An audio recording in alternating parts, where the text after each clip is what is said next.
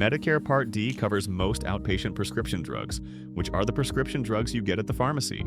Part D plans are sold by private companies, not by Original Medicare.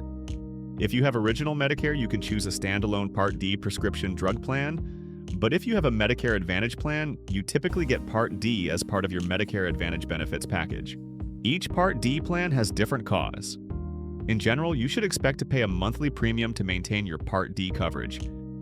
If your plan has a deductible, you'll have to pay that deductible amount out of pocket before your plan begins to pay its part for your prescriptions. Once you meet the deductible, you'll owe co-payments or a co-insurance for your covered prescriptions until you reach the $2,100 out-of-pocket cap.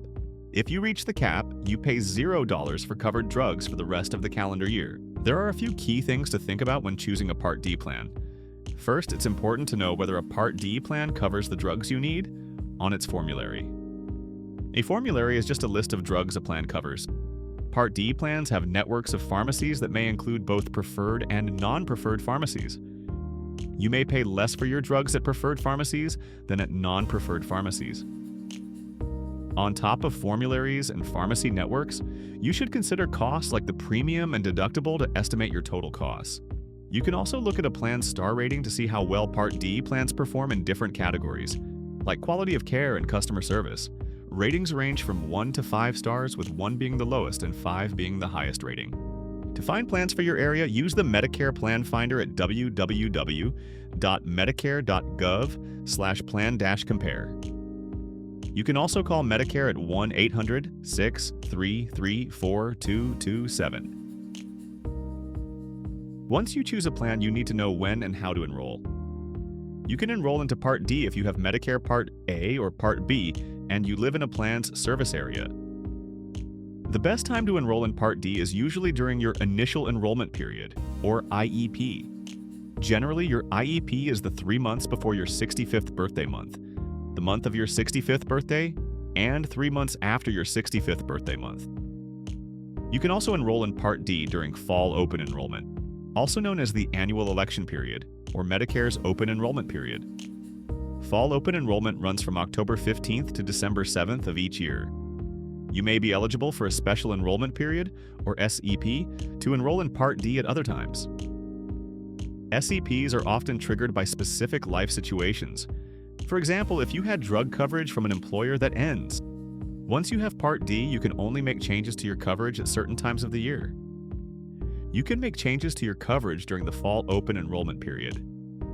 If you have a Medicare Advantage plan, you can make changes during the Medicare Advantage open enrollment period. This happens each year from January 1st through March 31st. You can also make changes during any SEPs you qualify for. For example, you can change Part D plans if you move outside your plan's service area.